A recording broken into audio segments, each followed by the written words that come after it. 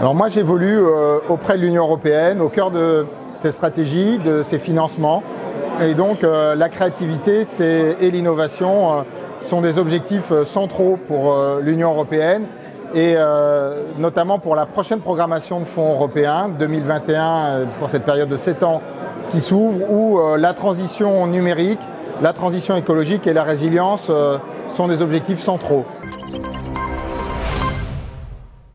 Quand je suis arrivé au cœur de la Direction générale de la recherche à Bruxelles et que j'ai quitté depuis, on m'a dit comme premier élément que l'innovation c'était tout sauf une invention. C'était les processus les plus nécessaires pour atteindre le plus vite possible les marchés. Et la créativité c'était penser en dehors de la boîte et c'est quelque chose qu'on ne peut pas définir mais qui en même temps est extrêmement nécessaire.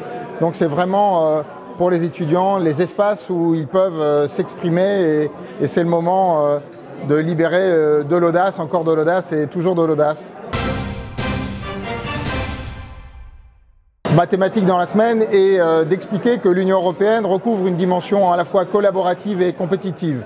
Moi, j'enseigne l'intelligence économique appliquée aux cadres européens, c'est-à-dire comment vont travailler ensemble, par exemple, de la science sociale ou de la science dure, avec des stratégies politiques, avec du droit, avec des normes et avec des financements.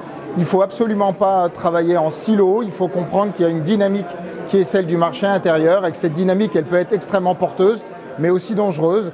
Et donc on peut à la fois booster ou tuer une activité économique si on n'insère pas l'ensemble des dimensions des cadres européens.